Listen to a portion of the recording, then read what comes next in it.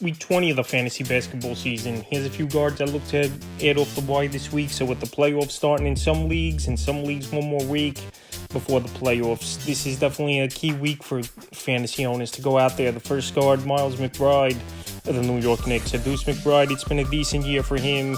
We know he was injured early in the season, and now with Jalen Brunson out over the last week and a half, he's been filling in and playing well on the season. 9.4 points a game, 2.5 boards, 2.8 assists, a steal, 1.8 threes, and 41% from the field. In the last couple weeks since he stepped into the lineup, 10.7 a game, 3.3 boards, 4.8 assists, 1.5 steals, 2 threes, and 34% from the field. McBride out there in 69% of fantasy leagues. Scoring, assisting, and three-point shooting is what he's going to bring fantasy owners. March 10th at the Kings, 21 points, 3 boards, 7 assists, 2 steals, 4 threes, 63% from the field. March 12th at the Trailblazers, 11 points, a rebound, 5 assists, 4 steals, 2 blocks, 3 threes, 33% from the field. And March 15th at the Warriors, 19 points, 5 boards, 4 assists, a block, 3 threes, 47% from the field. So like I said, McBride, he's going to get a lot of playing time. He's playing anywhere from that 35-40 minute range, where we know Tom Thibodeau loves playing the starters big minutes. And Jalen Brunson, that minimum is going to be out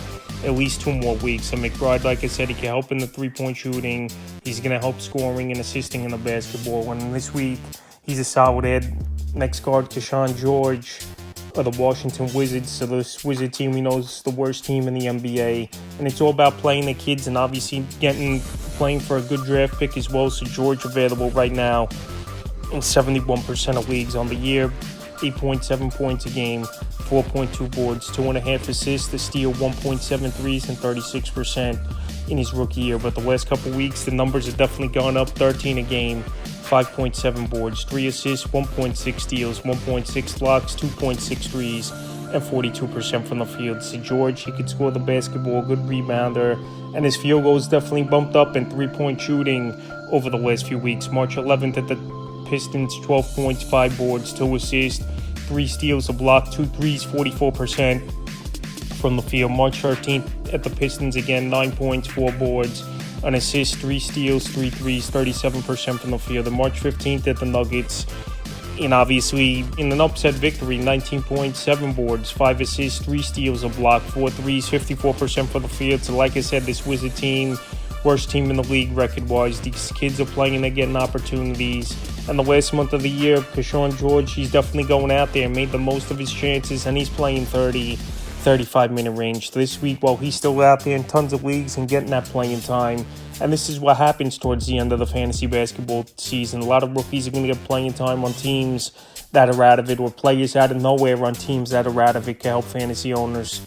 Next guard, Tre Jones of the Chicago Bulls. Tre Jones, he was pretty much a throw-in in that De'Aaron Fox, Zach LaVine 3-team deal, and he's made the most of his opportunities with this Bull team, even though there's tons of guards on this roster. On the year for Jones, 6.6 points a game, 2.4 boards, 3.8 assists, 51% from the field. But the last couple weeks, since he's been playing more with his new team, 14.8 points a game, 4.8 boards, 6 assists, a steal, a 3, 52% from the field. So scoring, assisting, and field goal percentage, Jones can bring owners. And just like I said, players that you didn't think could help contribute to fantasy teams, on teams out of it or on the brink of out of it, could contribute late in the season to help owners. And that's exactly the case with Jones. March 10th, first up aces, 8 points, 3 boards, 8 assists, a block, 33% from the field. March 13th, versus the Nets, 18 points, 6 boards, 6 assists, 3 steals, a 3, 50% from the field. And March 15th at the Rockets, 19 points, 2 boards, 6 assists, 2 threes, 61% from the field. So Jones, he's getting good playing time for this Bull team, mid-30 minutes per game. He's made the most of his opportunity. And we always knew he was a good passer of the basketball. Now the scoring and the field goal percentage is coming into play, and he's definitely bringing that. So right now, while he's out there in tons of fantasy leagues and definitely can help you down the stretch available in 78% of leagues, Jones definitely an ad. And like I said, this Bull team, I know they were on the brink of a play-in, but these young players are going to get opportunities.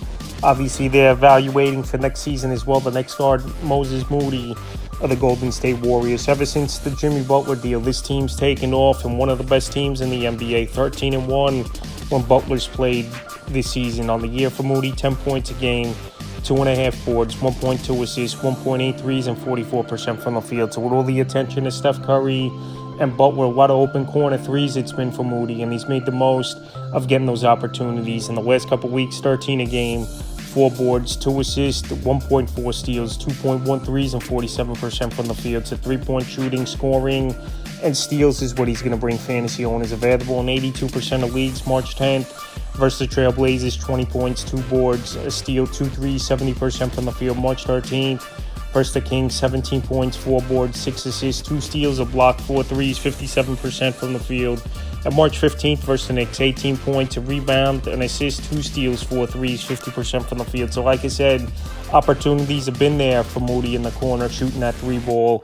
This is one of the hottest teams, if not the hottest team in the league over the last month of the season, is Golden State. And they look like they're poised to make a run. So Moody, he's been a big part of it.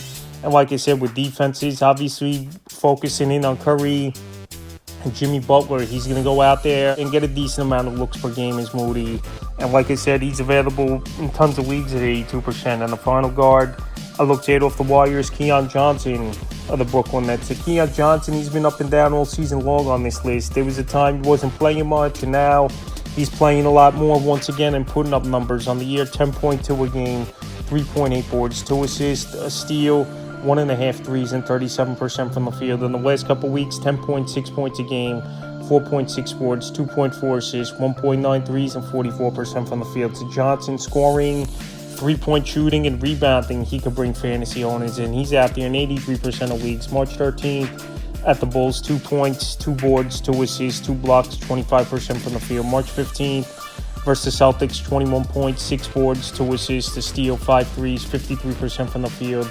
And March 16th versus the Hawks, a nice game again, 22 points, 8 boards, 5 assists, a steal, a block, 4 threes, 40% from the field. So this Brooklyn Net team, I know the record isn't great, but they've been in a lot of games, won a couple upset games as well over the last few weeks. So Keon Johnson, he's getting nice minutes, about 30 minutes a game once again for this Brooklyn Net team. And this Net team, we know, was a transitional year.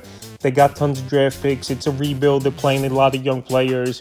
And for the most part, Keon Johnson, he's been solid for fantasy owners in 12-team leagues or deeper. But like I said, out there in tons of leagues, and he's an ad this week. So that's a few guards I looked at for week 20 of the fantasy basketball season.